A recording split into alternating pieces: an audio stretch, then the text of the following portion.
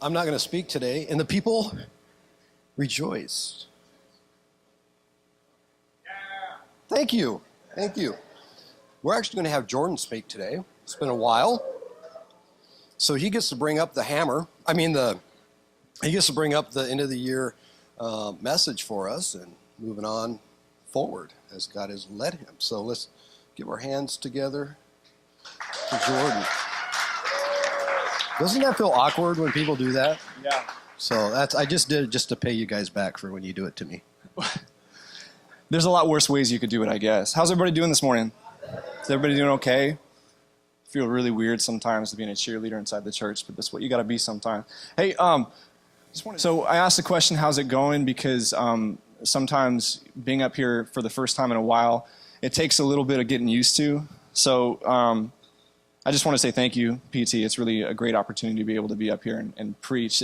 I don't take it lightly. No one should. If you get up front and you speak in front of God's people, it's kind of a big deal because I realize that you guys are eternal people because you're going to be here forever. And when you speak to people who are going to be here forever, it's not a small thing. It really isn't. So I don't take it lightly when I get the chance to come up here. Really learning myself and the way that I speak and who God's made me to be. So I try to be me. I try not to be anybody else. I try not to be Pastor Tim or Judah Smith or some other preacher. I let them be themselves. And I find that the best way to be effective inside church is to be yourself. It really is, because that's who God made you to be. And if you're not made to be a speaker, if you're made to be someone that works somewhere in the church, the best way to be you is to be you and not be somebody else. So that's how you can be the best inside the church, is just be yourself, because that's the way God made you to be, right? I figured you hear it from the pulpit and not some commercial out there. This is so true. God is so good, and he's created you to be something special and unique. So this morning I had a little bit of a tough message to preach, and it's kind of interesting how that happens. I enjoy tough messages for myself. If you're a Christian here today, you should actually enjoy tough messages, because those messages are what bring about fruit inside your life. If there's nothing really challenging you inside, that's an issue. I see that as a big issue. So when we get challenged by PT or by anybody who comes up front, we should soak those words in. And I got a question. Let's just start out with the question. This is actually the title of today's sermon. It's this: would you notice him if he came? So pretty simple question. Would you notice him? Him being Jesus, of course. Would you notice him if he came? You know, if you've been a Christian for any period of time in this place today, especially those who've been Christian for some period of time, it's really easy to stand and say, absolutely, I would notice him if he came. Absolutely, I'd notice him if he came. It's a very easy question to answer, but I'm going to challenge you guys all and say that is not the honest answer today. The honest answer today is, you know what? Sometimes I see him in my life, but then other times I miss him in my life. And I'm just telling you this because every single day, he shows up in our lives all the time. All the time. And this is the most important part. If you don't get anything out of today, get it this way. He shows up in ways that you wouldn't even know he's showing up in, but he's showing up. And that's how we miss him, is because we look for him in all these other ways. He doesn't come necessarily in those ways. He comes in these other kind of weird, awesome, interesting ways. Have you guys ever had heard testimonies of people getting delivered inside the church of different things? Maybe you've heard of somebody who got prayed for, and all of a sudden they have no issues with lust, right? Or all of a sudden their smoking habits are gone. Have you ever heard of that? Any testimonies? It's okay to be interactive. I've heard those testimonies before. Those are awesome, right? Come on. Those are super cool to hear that. I will say this, though. Those testimonies, as awesome as they are, and as many times as we talk about those testimonies are not always accurate as to how God works in people's lives. So if we get filled up with all these testimonies and think that that's the way that it's done, and if we teach people that this is what happened to me and it's going to happen to you too, then we set people up inside the church for failure and for disappointment. Because it's not going to happen like that. I'm going to even go so far as to say, most of the time, it doesn't happen that way. Most of the time. You see, this is something in Christendom that we get mixed up. We make God and the way that he moves inside the church so mysticized, so mystical. Like God has to work like that. And absolutely, God can work just like that inside your life. He can deliver you in a moment. I'm not saying that that's not true. He absolutely can. But most of the time, God likes to use your weaknesses to create something out of you. And that takes a lifelong process. Something we don't like to hear, but it's so true. So in Christians, a lot of times we preach and we teach these people that God delivered me in one moment, and then all of a sudden those people are looking for that moment. And when it doesn't happen, because God doesn't do that all the time, they get frustrated and disappointed inside the church, and they're thinking, why? Well, he delivered this person and this person and this person automatically. Why? When am I going to get delivered from my anger? When am I going to get delivered from my unforgiveness? When am I going to get delivered from my lust issues? And so they go years and years and years struggling with these issues inside their life, getting more frustrated and more frustrated and more frustrated with God because, God, I didn't get my moment. So we got a whole bunch of Christians inside the church today that are frustrated and disappointed because they thought that their moment was going to come in a moment. But I'm promising you this today. Jesus, he shows up every single day, all the time, every single day. And many of those times, it's in a little thought, or many of those times, it's in an opportunity to change. And these moments aren't beautiful, nor are they mystical, nor are they crazy spiritual, but they are doggone effective in changing your life. But we don't ever take advantage of these moments. We don't ever see these moments. We let these moments pass by because God has to touch me in a moment. And doggone it, I'll pray every single day of my life for deliverance. But God's trying to deliver you today, and all these little moments, and he's given you answers all these years, and we haven't taken advantage of one of them, and we're still struggling in the same mess year and year and year and year and year and year. Let's pray. You guys ready? God, we need your help today, really bad. Lord, you have something to speak to our hearts. Lord, if we've been Christians for a long time, we open up our hearts to hear this morning. We love you so much, and we're so grateful to be here this morning. In Jesus' name, amen. All right, so we're going to get into this. And I'm going to set a little bit of a platform real fast, and I'm going to ask for a little bit of participation, if that's okay. We understand in this place that God is spiritual. He's a spirit, right? So he works in the spiritual realm. The way that I know that is it says in the word that no one's ever seen God except for Jesus. We can go on and on. The fact is he's spirit. Pinch yourself, we're physical. That's what that means. You see someone in this place, they're physical. You could punch them. Make sure you say it's in love after you do. But we're physical, and we're in this physical realm. God, and as crazy as it sounds, is a lot better working from the spiritual end into the physical end, hence Jesus, right? He sent his only son, which was spirit, into a physical world. So God is a lot better working in the physical realm than we as humans are working in the spiritual realm. Did you guys get that? It gets a little cloudy sometimes and weird sometimes when Christians, we try to emphasize the spiritual realm a whole lot more than what God's like, you know what? Hey, let me operate in your physical realm because I'm a lot better than you are trying to operate in my spiritual realm. And I'm not saying that God doesn't want people to focus on spiritual things. I'm not saying that at all. But I am saying that sometimes we focus too much on the spiritual things and the things that aren't seen, that we miss out on the practical. And I'm here to say this morning, and as crazy as it sounds, God wants to put you in a place where you're putting one foot in front of the other in your life. And what does that mean? It means super practical. It means super practical. He desires that we start casting thoughts down and taking steps forward, not necessarily praying for these almighty moments and saying, God's going to do it all right now. It's time to start looking a little bit better than that. You guys ready for the first verses? We're going to get these up here. Crack-a-dack-a-doo. So we're going to start reading here in John chapter 7, verse 25 through 31. Beautiful set of verses, by the way.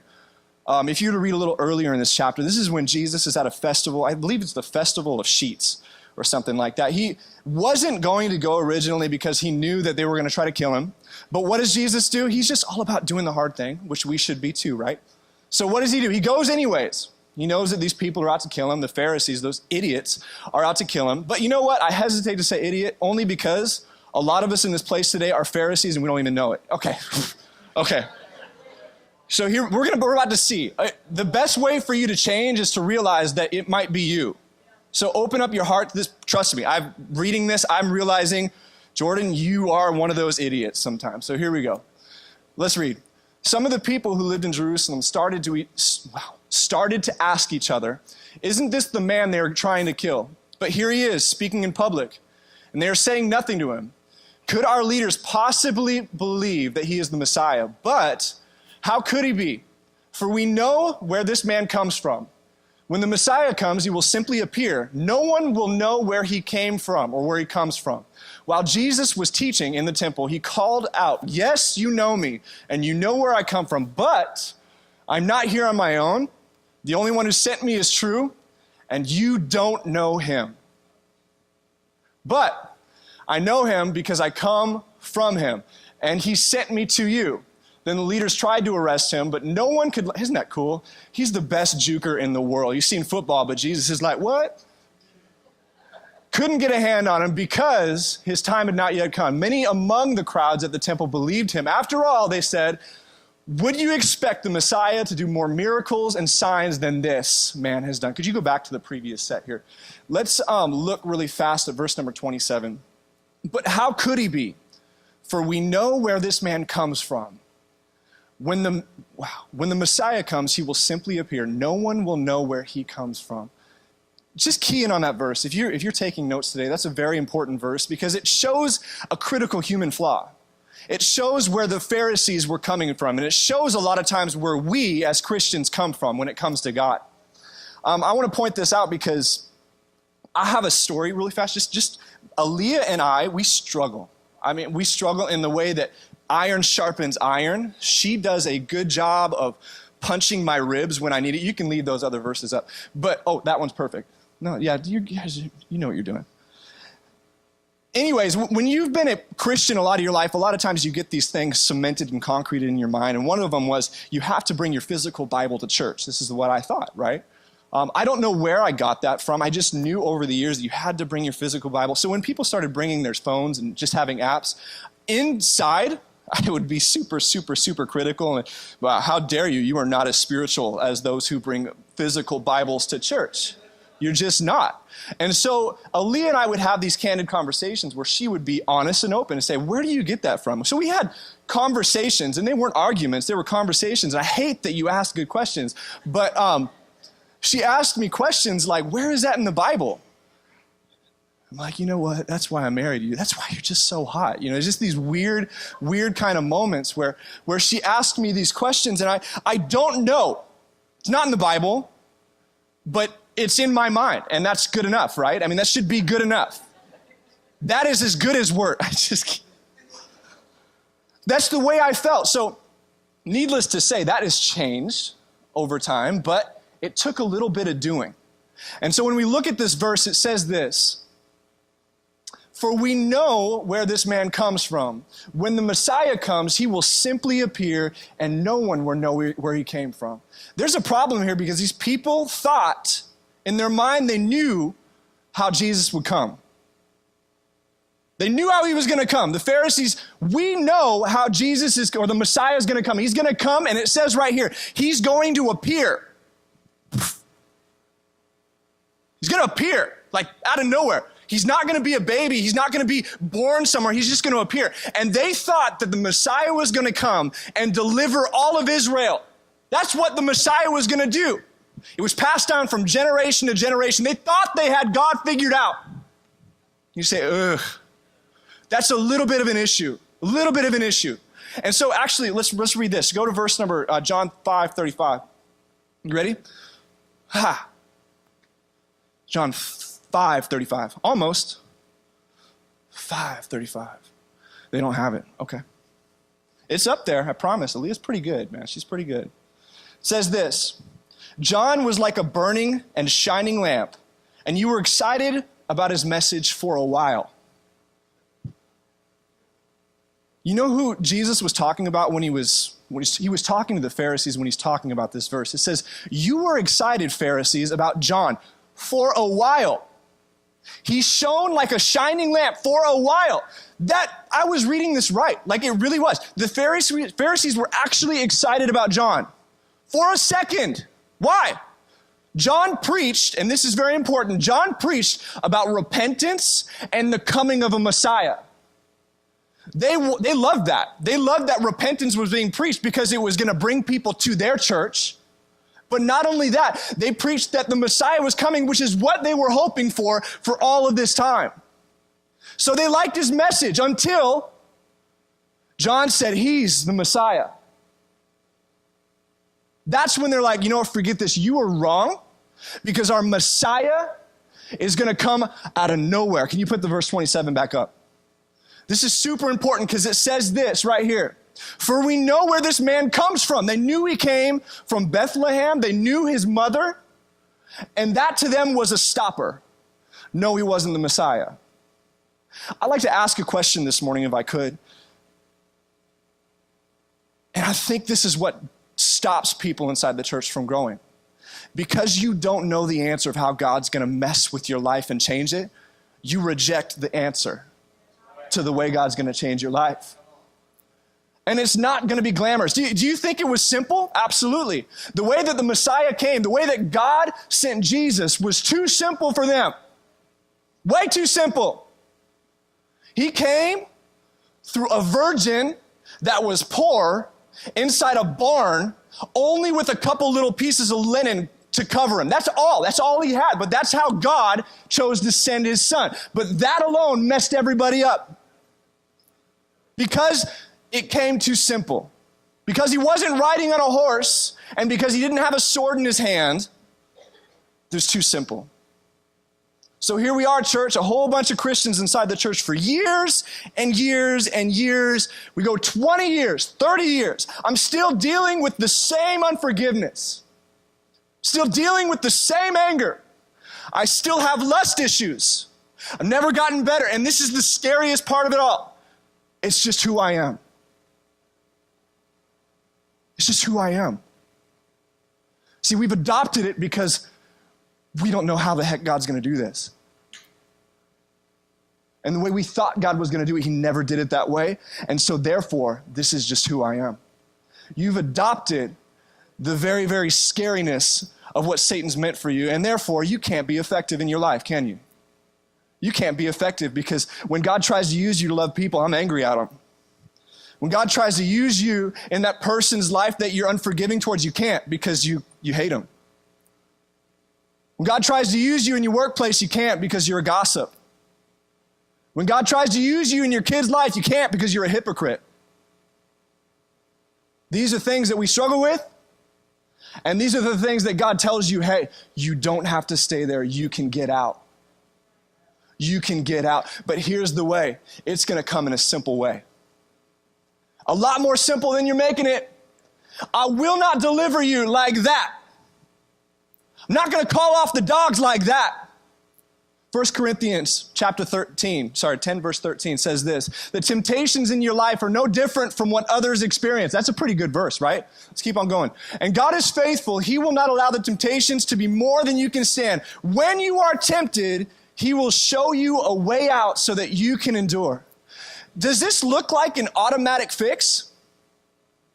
This doesn't look like one of those moments where we over-spiritualize it as Christians and get a prayer huddle around people and say, I'm going to pray against this anger in your life. And we got people shaking and like doing the Holy Ghost rock. And God's like, you know what? As cool as it is that you're praying for that person, this person has to endure. When you are tempted, he will show you a way out so that you can endure. See, this is what I'd like to say this morning is every single day, every single problem that you have in your life, every single opportunity that you have to sin, he shows you a way out. Jesus shows up in your life. And you know what? A lot of times that way is with a thought. You know, the cool thing about God is I used to struggle mightily with pornography and addiction to that. I'm going to be open with you guys. It's been a while, but this is what I used to struggle with. God didn't deliver me at once. I will admit for a while I was praying and not actually living. And I was just hoping, God, you just take these thoughts away, take these desires away. I don't want to do this anymore. But it didn't come that way. It came with the ability to cast down a thought. It came with the ability, and the Holy Spirit would come up and say, hey, you're starting to think that way. Cast that thought down. You have a choice now. You can either choose me or you can choose to think about that thought. Come on, a lot of people in this place are struggling with anger. God's showing you every single day when you're starting to get angry and you have a chance to either accept and embrace that thought or say, Jesus, I'm seeing you right now and you're giving me this chance. I'm not going to be angry at that person. So here he is. He's like a baby in a manger showing up in your life, completely uneventful.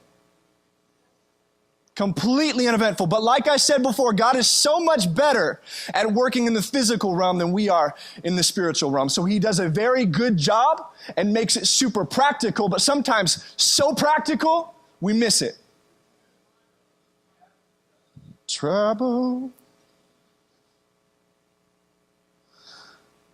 You guys ever heard of the story of David and Goliath? Right? The one where he takes a rock and he puts it in a sling and he goes out there and he just owns this 9-foot beast, right? So here's the deal with that story. Do you think that God, honest answers, right? Let's be honest with each other. We do this all the time in live groups. Do you think that God could have, in a moment, killed Goliath on that battlefield without anybody's help? What? Okay, see if you're awake. Okay. Good answer. It's true. In a moment, he could have done that. I mean, God parted the Red Seas, for heaven's sakes. This dude's like, tick, just take you off I could even just suck the life right out of you. I could have done that in a second. He didn't do it that way, right? Why? You know what David had to do? David had to physically get up, walk onto the battlefield, physically. This story wouldn't be here, nor as cool as if I just pictured David slow motion. He just walked on the battlefield with his sling and 5 rocks. He had to physically bend over, and he had to physically pick up the rocks, and then he had to physically walk on that battlefield. And then he had to physically put one inside the sling, and he had to physically do this, and then he had to physically do that, and then it had to physically do this, and he had to physically do that, and then he had to physically do that. All of those things physically done. Could God have killed him? Absolutely. Why did God not kill him? He's speaking to us even through David's story. God's not going to kill your Goliaths for you. He's not going to do it. So stop it. Stop thinking he's going to do that. That is a false biblical narrative. Nowhere is that said in the Bible. If God delivers you from something automatically, praise God. But there is something else in your life that he's not going to deliver you from without a little bit of you walking on the battlefield. Without a little bit of you bending over and getting some of those stones, and without a little bit of you getting that arrow or whatever the heck he was doing that. It's not going to happen automatically. But what do we as Christians do? We get into our prayer closets, and I'm not diminishing the prayer closets. It's a powerful thing, but this is all we do. We get in the prayer closet, we say, God, yesterday I was angry again. Help me today to not be angry. And then we go out there, we get angry at 50 people, and then we go home and we pray the same prayer over and over again for years, and never do we ever get better. When God the whole day was giving you opportunities to pick up those rocks and fling them at that Goliath in your life. It's too simple. It's too simple. It's too simple. You mean that pornography and these addictions in my life, all of them can be cured through me simply being obedient to what you're calling me to do? Absolutely. We serve a big God. And sometimes all we speak about is the big God that parts the Red Sea. But I want you to know this, and I want you to know it right now. He doesn't only just do the miracles automatically. He does them over your lifetime. So stop looking for the momentary victory when he's called you to walk this out and to make you a better person over time. Over time. Over time. This is a dangerous pitfall. Hudson, over the past 3 weeks or so, she started to take little walks, little steps, right? So we pick her up, and I put Mom on the other end, 5 feet away, and Hudson will take 4 walks, little steps, and fall down on her butt. And then she does this a couple of times, but then there's a point where she gets tired, and she just sits down, and then she's like, I'm not doing this anymore. It's not fun anymore. I mean, we found a couple laughs at the beginning, but now it's just, stop. It's amazing how much we're like babies. You know, we'll start this process here of letting God move in our lives. We'll start it. So it sounds great, right? We can do this. We'll start it. We'll start a couple weeks, taking a couple steps. But then when we get tired of casting thoughts down, I'm going to take a seat. And God, go ahead, do the rest. God's continually trying to pick you up off your butt. Continually trying to say, hey, go walk to mama. Come on, you can do this. You can do this. Pick you back up. He'll keep on picking you back up, even though you fall. The problem is you got to actually take some steps. Every single stinking time. Every time. Can we get someone to come up and play spiritual music? I just feel like that's a moment. I'm absolutely serious, Gene. Tickle the ivory. Yeah.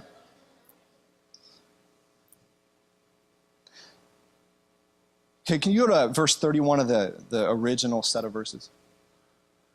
It says this, many among the crowds at the temple believed in him. After all, they said, would you expect the Messiah to do more miraculous signs than this man has done? See, the problem with this verse,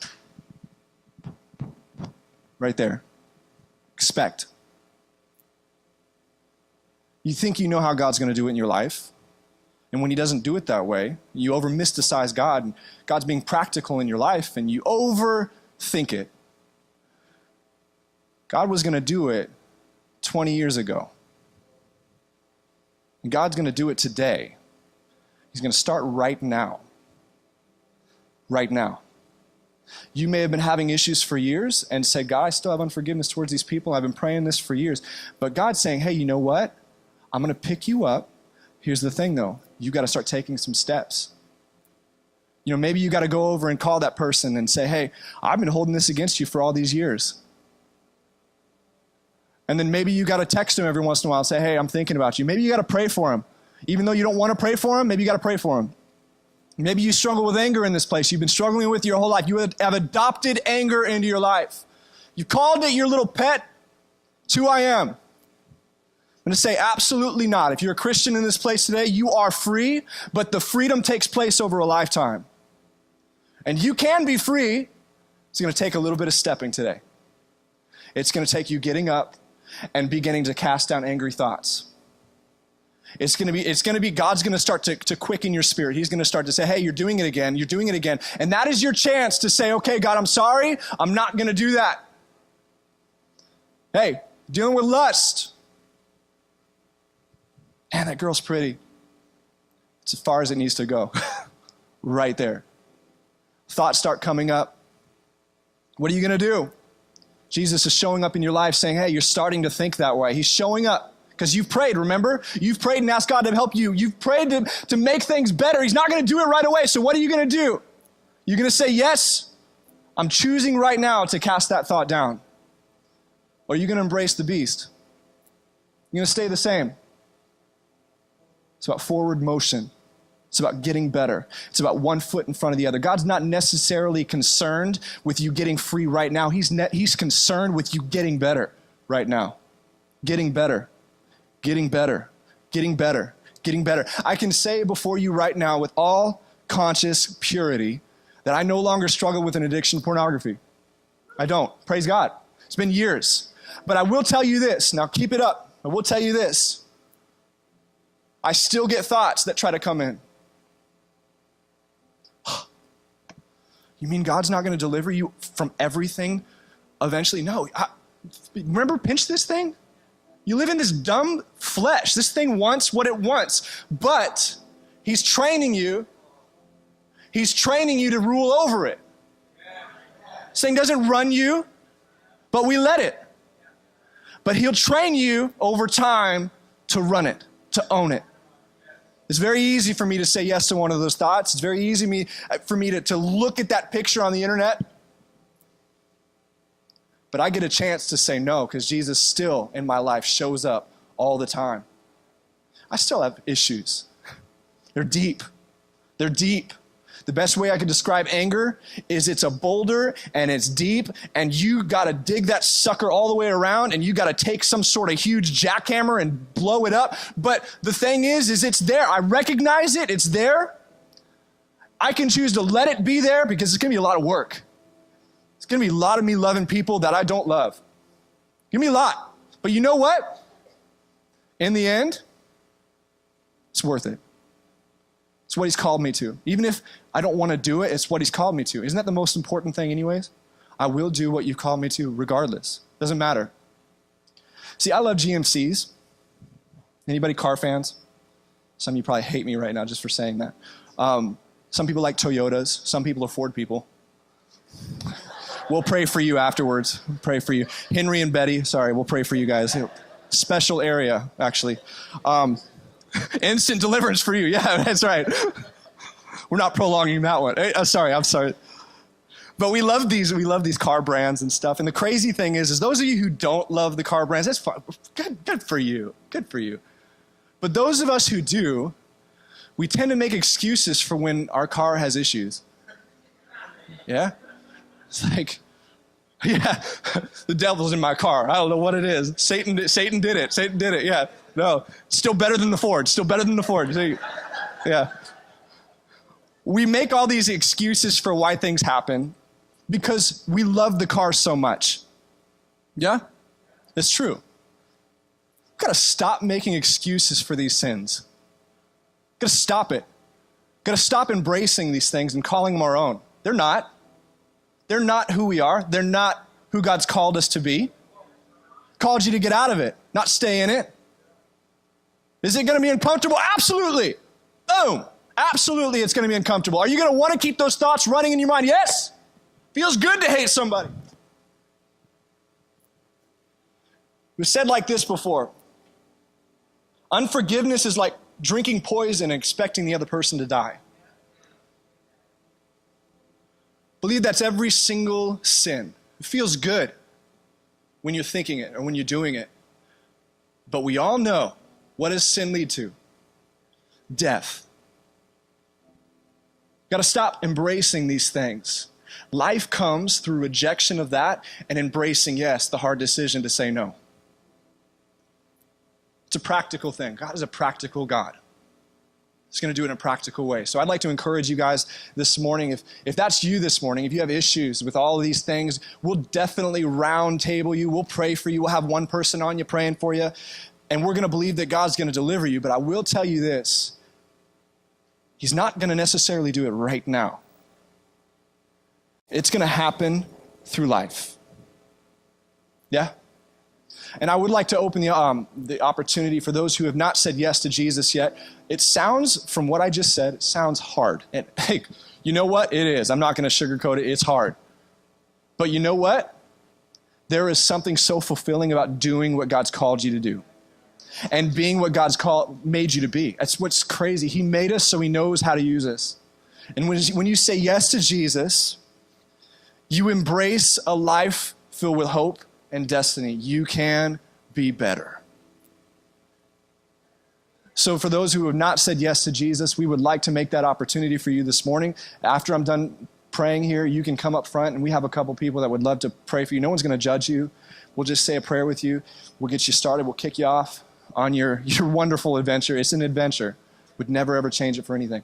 And for those who struggle with stuff or who would like to rededicate your life to Jesus, we'll open the front for that too. God's going to do stuff in your life, yeah? All right, can we stand? Let's stand. All right.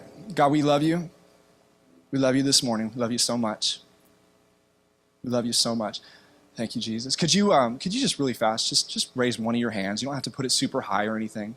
Or could you put the other hand on your heart? And just for 10 seconds, could you just think of those things that have been running through your life for years and years and years and years? Those things that you know he doesn't want you to be in, but you've been in it. Just take 10 seconds. Thank you, Jesus. Thank you, Jesus. All right, we're going to pray for those things right now. We're going to give them to Jesus. Jesus, we love you, and we thank you that you're here right now. We take these things that we are dealing with, that we've been dealing with, Lord. We give them to you.